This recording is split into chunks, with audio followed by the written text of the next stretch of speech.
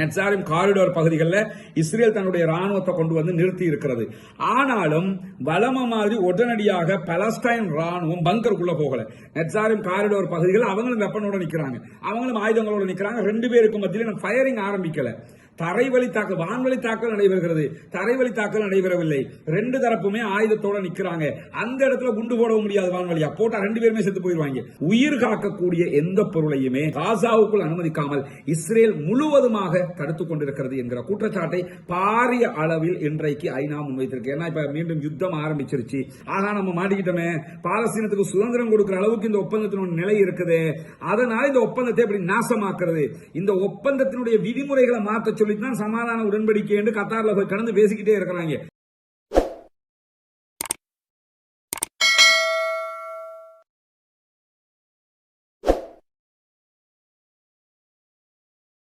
அஸ்ஸலாமு அலைக்கும் வரஹ்மத்துல்லாஹி வபரகாத்துஹு. அன்பிற்கினிய சகோதர சகோதரிகளே, நம் அனைவர் மீதும் ஏக இறைவனுடைய அமைதியும் கருணையும் உண்டாகட்டுமாக என்கிற உயரிய பிரார்த்தனைகளோடு தொடர்ச்சியாக காசாவிலே இஸ்ரேலிய ஆக்கிரமிப்பு படைகள் நடத்தி வரக்கூடிய யுத்தம் தொடர்பான செய்திகளை நம்ம பார்த்து வர்றோம். கிட்டத்தட்ட 530வது நாளாக இன்றைய நாளும் பார்க்க இருக்கிறோம். இடைப்பட்ட ஒரு 59 நாட்கள் அல்லது இன்றோடு 60 நாட்களாக சீஸ் ஃபயர் யுத்த நிறுத்தத்தினுடைய காலத்தை அளவுகோலாக வைத்துக் கொண்டு நம்முடைய வீடியோக்கள் சீஸ் ஃபயர் எத்தனையாவது நாள், யுத்தம் எத்தனையாவது நாள் என்பதை குறிப்பிட்டு தான் செய்திகளை வெளியிட்டு வந்தோம். அதுக்கான காரணம் என்ன, யுத்தம் ஆரம்பிக்கப்பட்டு இத்தனை நாட்கள், தற்போது யுத்த நிறுத்தத்தினுடைய நாட்கள் இத்தனை நாட்கள் என்பதுதான் அதனுடைய முக்கியமான கருவாக இருந்தது. இருப்பினும் தற்போது மீண்டும் இஸ்ரேல் காசாவுக்கு எதிரான வான்வழி தாக்குதல்களை ஆரம்பித்திருக்கிறார்கள். மீண்டும் காசாவில் இருக்கக்கூடிய பாலஸ்தீன போராளிகள் தாக்குதல்களை ஆரம்பிக்காவிட்டாலும் எந்த நேரமும் அவர்களும் தாக்குதலை ஆரம்பிக்கலாம் என்கிற ஒரு நிலை உருவாகி இருக்கிறது. அதனால் இனிமேல் நம்முடைய வீடியோக்களை தொடர்ந்து சீஸ் ஃபயர் உடைய அந்த வேர்டு இல்லாம யுத்தத்தினுடைய நாட்கள் மாத்திரம் தான் குறிப்பிடப்படும். இன்றைய நாள் 530வது நாளாக இருக்கிறது. இன்றைக்கு வெளியாகி இருக்கக்கூடிய செய்திகள் ரொம்ப கவலை தரக்கூடிய ஆபத்தான செய்திகளாகவும் இருக்கிறது. குறிப்பாக ஜெருசலம்ல இஸ்ரேலிய பிரதமர் பெஞ்சமின் நெதன்யாஹுக்கு எதிராக ஒரு பாரிய மக்கள் எழுச்சி உருவாகி வருகிறது. பாலஸ்தீன மக்கள் அல்ல அந்த ஆர்ப்பாட்டங்களில் கலந்து கொள்வது, இஸ்ரேல் என்று இன்றைக்கு யார் உள்ளே இருக்கிறாங்களோ அந்த யூதர்கள் தான் பெஞ்சமின் நெதன்யாஹுக்கு எதிராக ஆர்ப்பாட்டங்களை நடத்தி வருகிறார்கள். குறிப்பாக டெல் அவீவ்லேயே பாரிய ஆர்ப்பாட்டங்கள் நடைபெறுகிறது. அதற்கு காரணம் என்னன்னா, யுத்தம் செய்யாதீங்க, பணைய கைதிகளை மீட்டு கொண்டு வாங்க, தேர்தலை நடத்துங்க, நீங்க மீண்டும் மீண்டும் யுத்தம் செய்வது என்பதே உங்களுடைய அரசியல் சுயநலத்துக்கானது என்று சொல்லி பாலஸ்தீனத்தினுடைய யுத்தத்துக்கு எதிராக இஸ்ரேலுக்குள்ளே இருக்கக்கூடிய யூத மக்களே போராட்டங்கள் நடத்தக்கூடிய செய்திகள் வெளியாகி கொண்டிருக்கக்கூடிய நேரத்தில் தான் தெற்கு காசா மீதான தாக்குதல்களை இன்றைக்கு இஸ்ரேலிய ஆக்கிரமிப்பு படைகள் வான்வழி தாக்குதல்களை நடத்தி கொண்டிருக்கிறார்கள். நார்த் காசா, வடக்கு காசாவின் தாக்குதல்கள் நடத்தியிருக்கிறாங்க. அதே நேரத்தில் தெற்கு காசா, சவுத் காசாவின் தாக்குதல்கள் நடத்தியிருக்கிறாங்க. இன்றைக்கு சுமார் 17 அப்பாவி சகோதரர்கள் இதுவரைக்கும் கொல்லப்பட்டிருக்கிறார்கள், ஷஹீதாகி இருக்கிறார்கள் என்கிற செய்திகள் வெளியாகி கொண்டிருக்கக்கூடிய நேரத்தில் தான் ஐநா அறிவித்திருக்கக்கூடிய ஒரு செய்தியில் என்ன சொல்றாங்கன்னா, உயிர் காக்கக்கூடிய எந்த பொருளையுமே காசாவுக்குள் அனுமதிக்காமல் இஸ்ரேல் முழுவதுமாக தடுத்துக் கொண்டிருக்கிறது என்கிற குற்றச்சாட்டை பாரிய அளவில் இன்றைக்கு ஐநா முன்வைத்திருக்கு. ஏன்னா இப்ப மீண்டும் யுத்தம் ஆரம்பிச்சிருச்சு. ஷிஃபா மருத்துவமனை பகுதிகளிலையும் குதுஸ் மருத்துவமனை பகுதிகளிலையும் நூற்றுக்கணக்கான சகோதரர்கள், தாக்குதலில் பாதிக்கப்பட்டவர்கள், காயமடைந்தவர்கள் மருத்துவத்திற்காக வந்து நிற்கிறார்கள். அவர்களுக்கு மருத்துவம் வழங்குவதற்கான ஏற்பாடுகள் இல்லாமல் பாலஸ்தீனத்தினுடைய காசாவினுடைய சுகாதார பிரிவு தத்தளித்துக் கொண்டிருக்கிறது. எனவே உயிர் காக்க வேண்டிய கடமை நமக்கு இருக்கிறது. அவர்களுக்கான உதவிகளை நாம் செய்ய வேண்டும் என்று சொல்லி இன்றைக்கு ஐநா வெளியிட்டிருக்கக்கூடிய அறிக்கையில் சொல்லி இருக்கிற அதே நேரத்தில் இன்றைய தினம் இஸ்ரேலிய ஆக்கிரமிப்பு ராணுவம் பொதுமக்களை இலக்கு வைத்து பல இடங்களில் வான்வழி தாக்குதல்களை நடத்தி வருகிறார்கள். அவர்கள் இன்னும் தரைவழி தாக்குதல்களை ஆரம்பிக்கவில்லை. பெஞ்சமின் நெதன்யாஹு என்ன சொல்றாருன்னா, இனிமேல் துப்பாக்கிகளுக்கு கீழால் தான் பேச்சுவார்த்தை நடத்தப்படும், சமாதான பேச்சுவார்த்தைங்கிறதே கிடையாது அப்படிங்கிறாரு. அப்படி சமாதான பேச்சுவார்த்தைகள் நடத்தப்படாவிட்டால் என்ன நடக்கும் என்பதும் அனைவருக்கு தெரியும். இந்த நிலையில தான் இன்னும் அவர்கள் தரைவழி தாக்குதலை ஆரம்பிக்கவில்லை, அத்தனையும் வான்வழி தாக்குதல்களாக மாத்திரம்தான் இருக்கிறது என்பதை நம்ம புரிஞ்சு கொள்கிற அதே நேரத்தில் இன்றைய தினம் பாலஸ்தீன விடுதலை அமைப்பினுடைய ஊடக பேச்சாளர் வெளியிட்டிருக்கக்கூடிய செய்தி, உசாமா ஹம்தான் அவர்கள் இன்றைக்கு ஊடகங்களுக்கு பேசி இருக்கிறார். அதிலே அவர் மிக முக்கியமான ஒரு செய்தியை சொல்லியிருக்கிறார். நாங்கள் இந்த நிமிடம் வரை ஒப்புக்கொள்ளப்பட்ட சமாதான உடன்படிக்கையை கடைபிடித்து வருகிறோம். 2 தரப்புமே முதல் கட்டம் 40 நாட்கள், பிறகு 40 நாட்கள், பிறகு நிரந்தர யுத்த நிறுத்தம் என்றுதான் பேச்சிலே முடிவெடுத்திருக்கிறோம், கையெழுத்தும் இட்டிருக்கிறோம். அந்த அடிப்படையில் முதல் கட்ட 40 நாட்களை நாங்கள் அழகாக கையாண்ட மாதிரியே இப்பொழுதும் ரொம்ப பொறுமையாக பொறுமையாக இரண்டாம் கட்டத்தையும் நாங்கள் பொறுத்திருந்து கவனித்துக் கொண்டிருக்கிறோம். நாங்கள் அவசரப்படாமல் இருக்கிறோம். எங்கள் மீது பாரிய தாக்குதல் எங்கள் மக்கள் மீது நடத்தப்பட்டிருக்கிறது. 400க்கும் மேற்பட்டவர்கள் ஒரே நேரத்தில் கொல்லப்பட்டிருக்கிறார்கள், ஷஹீதாகி இருக்கிறார்கள். அப்படி இருந்தும் நாங்கள் பொறுமையாக சமாதான உடன்படிக்கையை நடைமுறையில் வைத்துக் கொண்டிருக்கிறோம். இது இஸ்ரேலுக்கு பாரிய ஆச்சரியத்தை உண்டாக்கி இருக்கிறது. அது மட்டுமல்லாமல் இந்த ஒப்பந்தத்தை எப்படியாவது நாசமாக்கணும் என்று சொல்லித்தான் இஸ்ரேல் மீண்டும் மீண்டும் காசாவின் மீது தாக்குதல் நடத்தி கொண்டிருக்கிறது.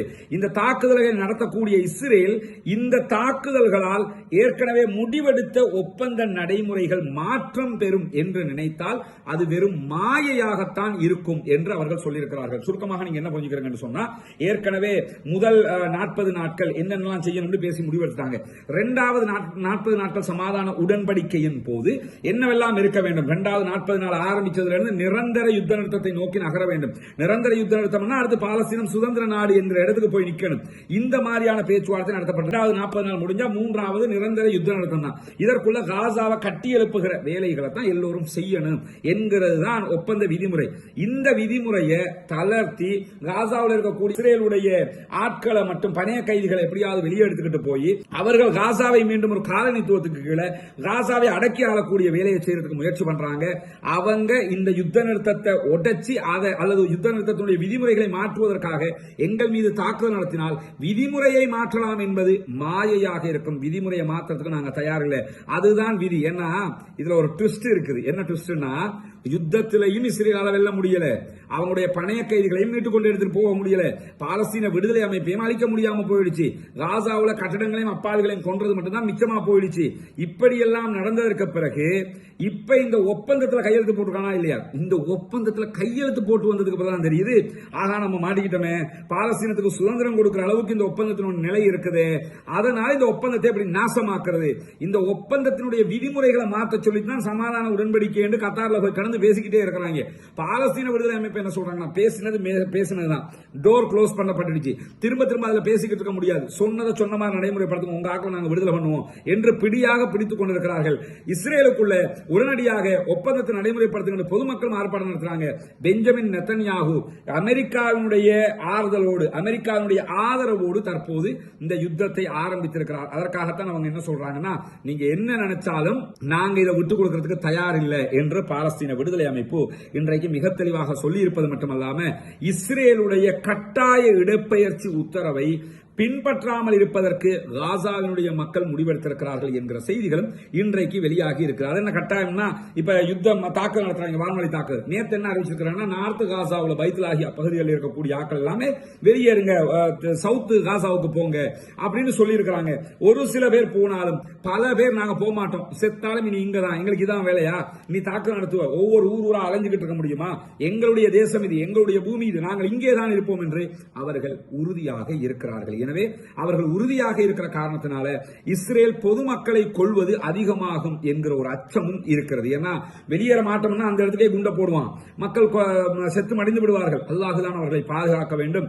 ஆனால் அவர்களுடைய உறுதி அவர்களுடைய தேசத்தை மீட்பதற்கான ஒரு அத்திவாரமாக அடித்தளமாக இருக்கும் என்பதும் எந்த மாற்று கருத்தும் இல்லை. இப்படியான நேரத்தில் இன்னைக்கு நிறைய ஊடகங்கள் என்னன்னா, இஸ்ரேலுடைய ஒரு அறிக்கையை வெளியிட்டிருக்கிறாங்க. என்ன அறிக்கை என்று சொன்னா, இஸ்ரேல் இன்னைக்கு நார்த் காசா பகுதிகளில் பாலஸ்தீன விடுதலை அமைப்பினுடைய ராணுவ தளங்களை இரவு முழுவதும் அடிச்சு நொறுக்கி இருக்கிறோம் அப்படின்னு சொல்லி அறிவிச்சிருக்காங்க. முதல்ல இது உண்மையா? இப்படி நொறுக்க முடியுமா?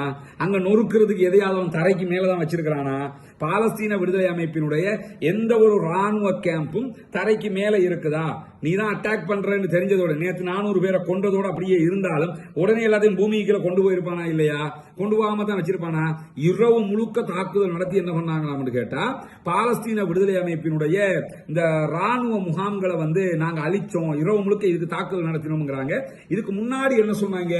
நார்த் காசாவுல, வடக்கு காசாவுல பாலஸ்தீன விடுதலை அமைப்பே இல்ல, மொத்தமா நாங்க தான் நார்த் காசாவை கையில வச்சிருக்கிறோம். ஆனா இந்த யுத்த நிறுத்த டைம்ல பார்த்தோம், புற்றீசல் மாதிரி பங்கர்களுக்குள்ள இருந்து வெளியே வந்தாங்க, ஒண்ணுமே பண்ண முடியாம போயிடுச்சா இல்லையா? அப்ப இந்த மாதிரி ஒரு நிலை இருக்கிற நேரத்தில் இன்னைக்கு என்ன சொல்றாங்கன்னா, நார்த் காசாவில் நாங்க யுத்தம் பண்ணி பல இடங்கள் அழிச்சிட்டோம். எந்த அளவுக்கு அழிச்சிட்டோம்னு சொன்னா, இஸ்ரேல் மீது தாக்குதல் நடத்துறதுக்கு நிறைய ஏவுகணைகளை ரெடி பண்ணி வச்சிருந்தாங்க, அதையெல்லாம் நாங்க அழிச்சிருக்கிறோம். ஆனா இதுக்கு முன்னுக்கு என்ன சொன்னாங்க? ஏவுகணையே கிடையாது, எல்லாத்தையும் அழிச்சிட்டோம். எல்லாத்தையும் அழிச்சா இப்ப எப்படி அழிச்ச நீ என்ற கேள்வி வரும். அப்ப ஏற்கனவே இருக்க போய் தானே அவங்க வச்சிருக்கிறாங்க வரும். அப்ப என்ன அர்த்தம்னா ஏற்கனவே இருந்ததை அழிக்கவும் இல்ல, இப்ப அழிக்கவும் இல்ல, இருக்கிறதையெல்லாம் அவங்க பத்திரமா வச்சிருக்காங்க. இன்றைக்கும் பாலஸ்தீன விடுதலை அமைப்பு ஒரு விஷயத்தை தெளிவா சொல்லிருக்காங்க கேட்டா, அளவு கடந்து போனீங்கன்னா நாங்களும் எல்லாம் மீறிடுவோம். அதனால அளவோட தான் எதுவும் இருக்கணும். சமாதானம் வந்துட்டீங்கன்னா போதுமானது. எங்களை அழிக்கணும்னு நினைக்காத, அது கனவுலையும் உனக்கு நடக்காது. ஏன்னா நாங்க மண்ணுக்காக போராடிக்கிட்டு இருக்கணும். இது எங்களுடைய வாழ்வா சாவா என்கிற போராட்டம். உன்னை பொறுத்தவரை யுத்தம், வருமானம், பதவியை காப்பாத்திக்கணும். எங்களுக்கு பதவியும் முக்கியம் இல்ல, பட்டமும் முக்கியம் இல்ல, எதுவும் முக்கியம் இல்ல. எங்களுக்கு எங்கள் மக்கள் முக்கியம், எங்கள் நாடு முக்கியம். எனவே இதெல்லாம் சாத்தியப்படாது என்பதை மிக தெளிவாக சொல்லிவிட்டார்கள். ஆனா இன்னைக்கு அவங்களுடைய அறிக்கையில் என்ன சொல்லியிருக்கிறாங்கன்னா, நார்த் காசாவில் பாலஸ்தீன விடுதலை அமைப்பினுடைய ராணுவ முகாம்களை, ராணுவ தளங்களை அழிச்சது மட்டுமல்லாம காசாவினுடைய கடலோர பகுதிகளில் இருந்த கடல் வழியாக தாக்குதல் நடத்துவதற்கு தயாராக இருந்த பாலஸ்தீன விடுதலை அமைப்பினுடைய கப்பல்களை நாங்க அடிச்சு நொறுக்கி இருக்கிறோம்.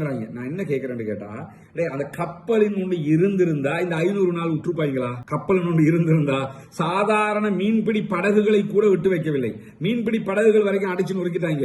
எல்லாத்தையும் அடிச்சு நொறுக்கி போட்டு இன்னைக்கு என்ன சொல்றாங்கன்னு கேட்டா, காசாவினுடைய கடற்பரப்புல பாலஸ்தீன விடுதலை அமைப்பினுடைய போட் எல்லாம் இருந்தது, கப்பல்கள் எல்லாம் இருந்தது.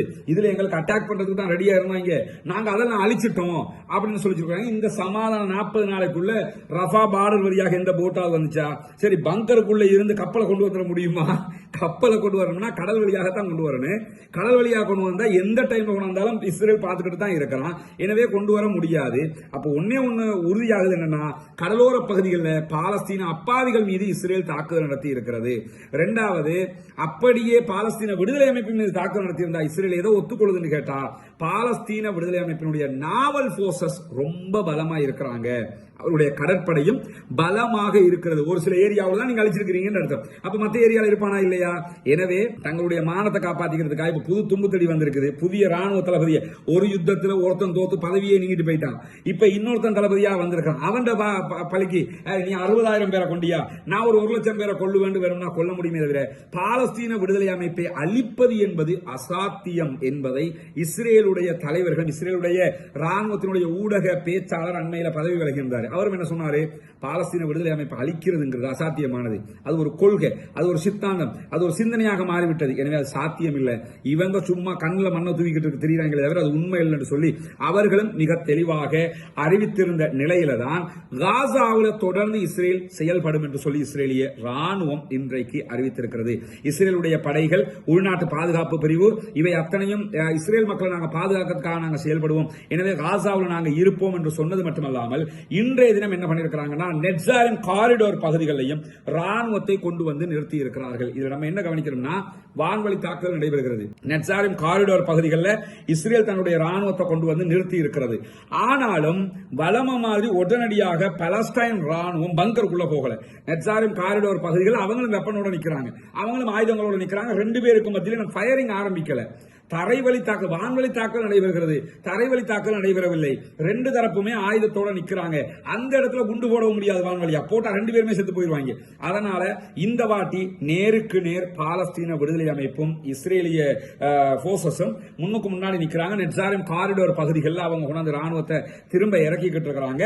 ஏன் இறக்குறாங்கன்னு சொன்னா, ஒரு யுத்தம் கொண்டு வந்து அந்த இடத்துல இருந்து ஆரம்பிப்போம்னு. ஆனா அந்த ஏரியாவில் இந்த யுத்த கால பகுதியை, யுத்த நிறுத்த கால பகுதியை பயன்படுத்தி பாலஸ்தீன ராணுவமும் தங்களுக்கு தேவையான எல்லா வளங்களையும் கொட்டி ஆயுதங்கள் நிறுத்தி கொண்டு வச்சுட்டாங்கிற செய்திகளும் இன்றைக்கு வெளியாகி இருக்கிறது. இப்படியான நேரத்தில் தான் மீண்டும் கடந்த 72 மணி நேரங்களாக, 3 நாட்களாக இஸ்ரேலுக்கு ஆதரவாக, காசாவுக்கு எதிராக யமன்ல இருக்கக்கூடிய ஹூதிகளுடைய படைப்பிரிவுடைய தளங்களை நோக்கி நாங்கள் தாக்குதல்களை நடத்தி கொண்டிருக்கிறோம் என்கிறது அமெரிக்காவினுடைய படைப்பிரிவு. அமெரிக்கா ஹூதிகளுக்கு எதிராக யமன்ல தாக்குதல் நடத்துறாங்க. கடுமையான தாக்குதல், அதுல எந்த மாற்று கருத்தும் கிடையாது. ஆனா நிறைய ஊடகங்கள் என்ன சொல்றாங்கன்னா, ஹூதிகளுடைய விமான தளம் காலி, ஹூதிகளுடைய ஏவுகணை ஏவுகிற தளம் காலி, அது காலி இது காலிங்கிறாங்க. அங்க காலி பண்றதுக்கு அது எங்க இருக்குங்கிறது முதல்ல தெரியணும். தெரிஞ்சாதான் காலி பண்ண முடியும். விமானத்தளத்தை அடையாளம் கண்டுலாம், ஏவுகணை எங்க இருந்து ஏவுறாங்க, எங்க ஏவுகணையை வச்சிருக்கிறாங்க, இதெல்லாம் தெரியணும்ல. இதெல்லாம் தெரியறதுக்கு அங்க எதுவுமே கிடையாது. எனவே இதுல முதல் விஷயம், அங்க தாக்குதல் நடத்துறாங்க, யுத்தம் பண்றாங்க, அதுல பொதுமக்கள் கொல்லப்படுகிறார்கள். இன்றைக்கும் 24 பேர் யமன்ல பொதுமக்கள் கொல்லப்பட்டிருக்கிறார்கள். ஆனால் யஹியா சாரி, ஹூதிகளுடைய ராணுவ பேச்சாளர் என்ன பண்ணிருக்கிறார் கேட்டா, உடனடியாக இது தொடர்பான விளக்கங்களை சொல்லியிருக்கிறாரு. எங்க மேல எங்க தலைவர்கள் யாருமே கொல்லப்படல, நாங்க இடைவிடாம தாக்குதல் நடத்துவோம். இன்றைக்கும் கடந்த 3 நாட்களாக 72 மணி நேரங்களாக அமெரிக்காவுடைய கப்பல் மீது USS ஹாரி ட்ரூமன் மீது அவங்க தாக்குதல் நடத்துறாங்க. இன்றைக்கும் கிட்டத்தட்ட 4 பாலிஸ்டிக் ஏவுகணை தாக்குதல்களை நடத்தியிருக்கிறார்கள். 7க்கு மேற்பட்ட ஆளில்லா விமான தாக்குதல்களை அவர்கள் நடத்தியிருக்கிறார்கள். அமெரிக்காவுடைய கப்பல் மீது, விமானம் தாங்கி கப்பல் மீது தொடர்ந்து தைரியமாக பாலஸ்தீனத்திற்கு ஆதரவாக ஹூதிகளுடைய படைப்பிரிவு தாக்குதல்களை நடத்துகிறார்கள் என்கிற செய்திகள் வெளியாகிக் கொண்டே இருக்கக்கூடிய நேரத்தில் தான் அன்பிற்கினிய சகோதர சகோதரிகளே, நமக்கெல்லாம் தெரியும், தொடர்ந்து நம்முடைய வீடியோக்கள்ல இலங்கையினுடைய கிழக்கு மாகாணம் பொத்துவில் பகுதிகளில் புனிதமிக்க இஸ்லாமிய மார்க்கத்தை வாழ்க்கை நெறியாக தேர்வு செய்து கொண்ட 14 குடும்பங்களுக்கான ஒரு வீட்டு திட்டம் அமைத்து கொடுப்பதற்கான ஒரு முயற்சியை கையில் எடுத்திருக்கிறோம். அது தொடர்பான செய்திகளை நம்ம உங்கள்கிட்ட சொல்லி வர்றோம். புனிதமிக்க ரமதானுடைய மாதமாக இருக்கிறது. ஜகாத்து சதகாக்களை அள்ளி கொடுக்கக்கூடிய மாதமாக இருக்கிறது. நபிகள் நாயகம் ஸல்லல்லாஹு அலைஹி வஸல்லம் அவர்கள் வீசுகின்ற காற்றை விட வேகமாக இந்த நேரத்திலே நிறைய சதகாக்களை, ஏழைகளுக்கான தர்மங்களை செய்வார்கள் என்கிற செய்திகளை எல்லாம் நம்ம சஹீஹுல் புகாரி, முஸ்லிம் உள்ளிட்ட ஹதீஸ் கிரந்தங்களில் பார்க்கிறோம். அதே நேரத்தில் இஸ்லாம் கொடுத்திருக்கக்கூடிய மிகப்பெரிய ஒரு நன்மையான காரியம் என்னன்னா, 8 கூட்டத்தாருக்கு ஜகாத்தை நாம் பங்கு வைக்க முடியும். அதிலே மிக முக்கியமான ஒரு கூட்டத்தார் தான் முஅல்லஃபத்துல் குலூப், உள்ளங்கள் ஈர்க்கப்படுகிறவர்கள், இஸ்லாத்தை நோக்கி கவரப்படுகிறவர்களுக்கு நாம் ஜகாத்து பணங்களை கொடுக்க முடியும். தொடர்ந்து பல கட்டங்களில் பல பேருக்கும் நீங்கள் ஜகாத்துகளை வழங்கி வருவீங்க. இம்முறை தயவு செய்து இந்த மக்களுக்கான வீட்டு திட்டத்தை ஆரம்பிப்பதற்கான முயற்சிக்காக உங்களால் முடிந்த ஜகாத்துக்களை வாரி வழங்குங்கள். எனக்கு முன்னால் காட்சிப்படுத்தப்படக்கூடிய இந்த காட்சிகளை எல்லாம் நீங்கள் பார்ப்பீங்க. அந்த மக்களுடைய நிலைகளை தான் நம்ம காட்சிப்படுத்தி கொண்டிருக்கிறோம். அவ்வளவு ஒரு அடிமட்ட நிலையில் அவர்களுடைய பொருளாதாரம் இருக்கிறது. யானை தொல்லை, பல தொல்லைகளோடு வாழ முடியாத அளவுக்கு இருக்கக்கூடிய ஒரு வீட்டுக்குள்ள தான் அவங்க வாழ்ந்து கொண்டிருக்கிறாங்க. குடிசைகளுக்குள்ள வாழ்ந்து கொண்டிருக்கிறாங்க. இங்க வந்தா இது யானை வந்து உடைச்சிருச்சாம். யானை இங்க வர வருமா?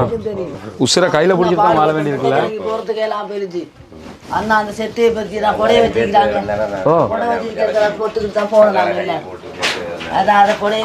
இப்ப யானை வந்ததுனால அதை உடைச்சுக்கிட்டு தான் நீங்க வெளியே போனீங்களா? அந்த காட்சி, அந்த கொடை வச்சிருக்கக்கூடிய காட்சி, யானை உள்ள வந்துருச்சு. வந்ததோடு அவங்க என்ன பண்றாங்கன்னா அதை உடைச்சிக்கிட்டு தான் உயிர் தப்பி இருக்கிறாங்க. அதை அந்த கொடையை போட்டு மறைச்சிருக்கிறாங்க. அது இன்னும் ஃபில் பண்ணல. அவங்க கொடையை வச்சு மறைச்சிருக்கிறாங்க. இதெல்லாம் நீங்கள் இங்கே நம்ம வீடியோவில் பார்க்குறீங்க. நேரில் வந்து பார்த்தா நம்மளால் தாங்க முடியாமல் இருக்கும். அந்த மாதிரியான ஒரு நிலையில் தான் அந்த மக்கள் வாழ்கிறாங்க. அந்த மக்களுக்காக உங்களுடைய ஜக்காத்து நிதிகளை ஒதுக்குங்கள். பல பேருக்கும் நீங்கள் பங்கு வைக்கிற நேரத்தில் அவங்களுக்காகவும் ஒரு தொகையை ஒதுக்கினீங்கன்னா நாம் அத்தனை பேரும் ஒன்று சேர்ந்து கரம் கோர்க்கிற போது அந்த வீட்டு திட்டத்தை முடிவுக்கு கொண்டு வந்து விட முடியும். வெறும் 14 குடும்பங்களுக்கான வீடுகளைத்தான் நாம் அமைக்க இருக்கிறோம். எனவே இதற்காக உதவி செய்ய விரும்புகிறவர்கள் முன்னால் தெரிகிற நம்முடைய தொலைபேசி மற்றும் வாட்ஸ்அப் இலக்கத்திற்கு தொடர்பு கொள்ள முடியும். முன்னால் தெரிகிற நம்முடைய அக்கவுண்ட் நம்பருக்கு நீங்கள் நேரடியாக நம்முடைய ஜக்காத்து தான தர்மங்களை அனுப்ப முடியும். சில நாடுகளில் இருந்து இந்த அக்கவுண்ட்டுக்கு பணம் அனுப்ப முடியாது என்று சொல்லக்கூடிய சகோதரர்கள் முன்னால் தெரிகிற என்னுடைய வாட்ஸ்அப் மற்றும் தொலைபேசி இலக்கத்திற்கு தொடர்பு கொள்கிற போது அதற்கான மாற்று வழிகளையும் உத்தியோகபூர்வமாக சட்ட ரீதியாக உங்களுக்கு வழிகாட்டுவதற்கு தயாராக இருக்கிறோம். எனவே அந்த அடிப்படையில் அந்த மக்களுக்காக உங்களுடைய ஜக்காத்துக்களை ஒதுக்கி தாருங்கள். அல்லாஹு தஆலா நம் அனைவரையும் நல்ல காரியங்களில் ஒன்றிணைப்பானாக என்கிற கோரிக்கையும் இந்த இடத்திலே முன்வைத்துக் கொள்கிறேன். இன்றைக்கு மீண்டும் என்ன பண்ணிருக்கிறார்னா, டொனால்ட் ட்ரம்ப் அவருடைய ட்ரூத் சோஷியல் என்கிற சமூக வலைதளத்தில் எழுதியிருக்கிறார். அவருக்கு பார்த்தா வைரமுத்து தாண்டி வர மாதிரி தான் இருக்குது. ஏன்னா கூட இருக்கிற எலான் மாஸ்கை பத்தி உங்களுக்கு தெரியும். அந்த தொழில் பண்றாரோ இல்லையோ ட்வீட் போட்டுக்கிட்டு இருப்பாரு. அவர் மாதிரி இப்ப இவர் என்ன பண்ணிட்டாருன்னு கேட்டா, ஈரானுக்கு எதிராக அறிக்கை வெளியிட்டுக்கிட்டே இருக்கிறார். அதுல ஒரு அறிக்கை இன்றைக்கு என்ன செஞ்சிருக்காரு கேட்டா, ஹூதிகளுக்கு நீங்க ஆயுதம் கொடுக்கறத நிறுத்தலன்னு சொல்லி சொன்னா நடக்கிறது வேற அப்படின்னு சொல்லி இருக்கிறாரு. ஹூதிகளுக்கான ஆயுதம் கொடுக்கறத நிறுத்தானா இல்லையாங்கிறது ரெண்டாவது. அவன் ஆயுதம் எந்த வழியில கொடுப்பான்? கடல் வழியா தானே. இப்பதான் சிரியாவிலையும் உங்க ஆட்சின்னு தானே சொல்லிக்கிட்டு இருக்கிறீங்க. சிரியா பார்டரால ஹிஸ்புல்லாக்களுக்கு ஆயுதம் கொடுக்க முடியல அப்படின்னு சொன்னா செங்கடல் வழியா தானே கப்பல் வரணும், கப்பல்ல தானே ஆயுதம் கொண்டு வரப்படணும். அப்படி என்றால் அந்த கப்பல்கள் மீது தாக்குதல் நடத்தலாமா இல்லையா? அதை விட்டு போட்டு ஈரான் அவர்களுக்கு ஆயுதம் கொடுக்கிறது நிறுத்த வேண்டும் என்று சொல்லி இன்னைக்கு என்ன பண்றாங்கன்னு கேட்டா, சொல்லுகிற டொனால்ட் ட்ரம்ப் என்ன சொல்றாருன்னா, நாங்க ஹூதிகள் மேல அட்டாக் பண்ண ஆரம்பிச்சிருக்கிறோம், நிலைமை மோசமாய் கொண்டே இருக்குது, நாங்க ஹூதிகளை முற்றுமுழுதாக அழிக்கிறதுக்கு தான் இந்த வேலையை செஞ்சுக்கிட்டு இருக்கிறோம், ஈரான் ஆயுதம் கொடுக்கறத நிறுத்தணும், அவங்களாக போராடட்டும். யாரு? ஹூதிகள் அவங்களாக போராடினா பிரச்சனை இல்லை, ஈரான் ஆயுதம் கொடுத்து போராடக்கூடாது. அப்படி ஆயுதம் கொடுத்தாங்கன்னு சொல்லி சொன்னா நடக்கிறது வேற. நாங்க தொடர்ந்து தாக்குதல் நடத்தும் த்ரெட்டன் பண்ணி கொண்டிருக்கும் போதே USS ட்ரூமன் மேல திருப்பி அடுத்த அட்டாக் பண்ணிட்டாங்க. அவங்க கப்பல் மேல தொடர்ந்து விமானம், அமெரிக்காவுடைய விமானம் தாங்கி கப்பல் மேல வளர்ந்த நாடுகளை தாக்குதல் நடத்துறதுக்கு யோசிப்பான். அந்த மாதிரி நேரத்தில் என்ன பண்றாங்கன்னா தொடர்ந்து தாறுமாறான தாக்குதல்களை நடத்தி கொண்டிருக்கிறார்கள். அவர்கள் செங்கடல்ல இன்றைக்கு இஸ்ரேலுக்கு ஆதரவான கப்பல் மீதும் தாக்குதல் நடத்தி இருக்கிறார்கள் என்கிற செய்தி வந்திருக்கிறது. அது தொடர்பான மேலதிக செய்திகள் வரும்போது நாம் அதை உங்களோடு பகிர்ந்து கொள்ள தயாராக இருக்கிறோம். எது எப்படி போனாலும் ஹூதிகளுக்கும் அமெரிக்காவுக்கும் நேரடி வார் ஸ்டார்ட் ஆகிடுச்சு தெரிகிறது. அதே நேரத்தில் பாலஸ்தீன விடுதலை அமைப்பு இன்னும் பதிலடி தாக்கல் கொடுக்காம இருக்கிறாங்க. அது ஒரு புத்திசாலித்தனமும் கூட. என்னன்னா அவங்க தாக்குற நேரத்தில் இவங்க தான் யுத்தத்தை ஆரம்பிச்சாங்க என்கிற ஒரு பழி வந்துடக்கூடாது. அவன் ஆரம்பிச்சுட்டான். சர்வதேச நாடுகள் எல்லாம் பாக்குது பாலஸ்தீன விடுதலை அமைப்பு எந்த அட்டாக் பண்ணல, இஸ்ரேல் தான் மீண்டும் தாக்கல் நடத்துறாங்க. அவங்க தான் குற்றவாளிகள் என்பது சர்வதேசத்துக்கு மிக தெளிவாக தெரிகிறதுனாலதான் ஓரளவுக்கு அவர்கள் பொறுத்து போகிறார்கள். ஆனால் எப்பொழுதும் பொறுத்து போக மாட்டோம் என்பதையும் சொல்லியிருக்கிறார்கள்.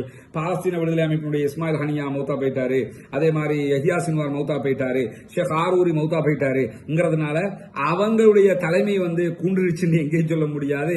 போராளிகளை பொறுத்தவரையில் அவர்கள் தேவையான எல்லாவற்றையும் செய்திருக்கிறார்கள். அவருடைய மிகச்சிறந்த பல படை தளபதிகள் இன்றைக்கும் அவர்களை வழிநடத்திக் கொண்டிருப்பதாக அறிவித்திருக்கிறார்கள். பொறுத்திருந்து பார்ப்போம் என்னவெல்லாம் நடக்கிறது என்பதை. இன்றைக்கு வெளியாக இருக்கக்கூடிய பல முக்கியமான செய்திகளை தான் நாம் பார்த்திருக்கிறோம். தொடர்ந்தும் பாலஸ்தீனத்தில் நடைபெறக்கூடிய செய்திகளை மட்டுமல்லாம நிறைய சகோதரர்கள் யமன்ல ஹூதிகளுக்கும் இவங்களுக்கு நடக்கக்கூடிய செய்திகளை தனியாக போடுங்கிறாங்க. நம்ம வெளியூர்ல இருக்கிறவங்களுக்கு தெரியும், பொத்துவில் பகுதிகளில் ஒரு ஹவுசிங் ப்ராஜெக்ட் ஒன்று பண்ணிக்கிட்டு இருக்கிறோம். ரமதானுடைய காலத்தில் உங்களுடைய ஜகாத் நிதிகள் அதுக்கு தாங்கன்னு சொல்லி நம்ம கேட்டுக்கிட்டு இருக்கிறோம். என்னன்னா 14 இஸ்லாத்தை ஏற்றுக்கொண்ட குடும்பங்கள், குடும்பமாகவே 14 குடும்பங்கள் இஸ்லாத்தை ஏற்றுக்கொண்டிருக்கிறார்கள். அந்த காட்சிகள் விளம்பரத்தில் நீங்க பார்த்திருப்பீங்க. அவர்களுக்கு வீடு இல்லாமல் கஷ்டப்பட்டுக் கொண்டிருக்கிறார்கள். யானை தொல்லை, யானை வீட்டை இருக்கிற குடிசையெல்லாம் அடிச்சு உடைச்சிட்டு போயிருது. அப்ப எனவே அவங்களுக்கு பாதுகாப்பான பகுதிகளில் லேண்ட் எடுத்து அவங்களுக்கான வீடுகளை அமைக்கிறதுக்கான முயற்சிகளை பண்ணிக்கிட்டு இருக்கிறோம். ஓரளவுக்கு அவர்களுக்கு தேவையான சில இடங்களை நம்ம வாங்கி இருக்கிறோம். இன்னும் இடங்கள் வாங்குவதற்கான தேவையும் இருக்கிறது சகோதரர்களே. அதே போன்று அவர்களுடைய வாங்கின இடத்துக்குள்ள சில கட்டுமான பணிகள் ஆரம்பிச்சிருக்கிறோம் அல்ஹம்துலில்லாஹ்னு சொல்லி அது பற்றிய வீடியோக்களை நாளை உங்களோடு நம்ம பகிர்ந்து கொள்வோம். எனவே நீங்கள் தருகிற ஒவ்வொரு ரூபாய்க்குமான காரியம் மிகச்சிறப்பாக நடைபெற்று வருகிறது. இறைவனுக்காக நீங்கள் தரக்கூடிய காரியம் அந்த மக்களுக்காக போய் சேர்ந்து இறைவனத்தில் நிறைய நன்மைகளை உங்களுக்கு பெற்றுத்தர போதுமானது.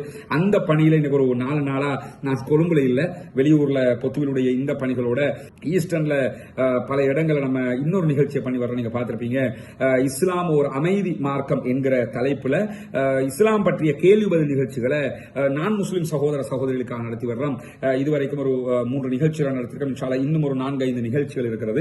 அந்த நிகழ்ச்சியில் அவங்க நிறைய கேள்விகளை கேட்கறாங்க. அல்ஹம்துலில்லாஹ் அந்த வீடியோக்கள் நம்ம உங்களோட பகிரும்போது உங்களுக்கு தெரியும், மாஷா அல்லாஹ்ண்டு அருமையான கேள்விகள் எல்லாமே. அந்த கேள்விகளுக்கு நம்ம பதில் சொல்றது மட்டுமல்ல, அவங்களுக்கு குர்ஆன் தமிழாக்கமும் குர்ஆன் சிங்கள மொழிபெயர்ப்பும் தாராளமாக கொடுக்க முடிகிற ஒரு வாய்ப்பையும் இறைவன் நமக்கு தந்திருக்கிறான். அதற்காகவும் பிரார்த்தனை செய்யுங்கள். எனவே அந்த ஹூதிகளுடைய சம்பவங்கள் எல்லாம் நம்ம கொழும்புக்கு ஒரு நாட்கள் வரும்போது தனித்தனியாக வீடியோவாக மேலதிக வழக்கங்களோடு நம்ம போடுவோம். இந்த தீவில் நடக்கக்கூடிய இஸ்லாத்தை ஏற்றுக்கொண்ட சகோதரர்களுக்கான இந்த வீடு கட்டி கொடுக்கிற பணிக்கு ஜகாத்து தான தர்மங்களை செய்ய விரும்புகிற சகோதரர் முன்னால் இருக்கக்கூடிய நம்முடைய அந்த அக்கவுண்ட் நம்பருக்கு உங்களால் முடிந்த ஜகாத்து உதவிகளை வாரி வழங்குறது மட்டுமல்லாம எங்க நாட்டில இருந்து இந்த அக்கவுண்ட்டுக்கு போட முடியல என்று சொல்லக்கூடிய சகோதரர் முன்னால் தெரிகிற என்னுடைய தொலைபேசி மற்றும் வாட்ஸ்அப் இலக்கத்திற்கு தொடர்பு கொண்டு அதை எப்படி நீங்க அனுப்ப முடியும் என்கிற வழிகாட்டல்களையும் நாம் தருவதற்கு தயாராக இருக்கிறோம். அந்த மக்களுக்கும் கரம் கொடுப்போமாக. பாலஸ்தீனம் வெற்றி பெறட்டும், பாலஸ்தீனம் சுதந்திரமடையட்டும், பாலஸ்தீன மக்களும் நம்மை போன்ற நிம்மதியானவர்களாக மாற வேண்டும் என்கிற உயரிய பிரார்த்தனைகளோடு பாலஸ்தீன மக்களுக்காக ஜனநாயக ரீதியாக குரல் கொடுப்போமாக. வாஹ்ரத் அல்ஹம்துலில்லாஹி ரப்பில் ஆலமீன்.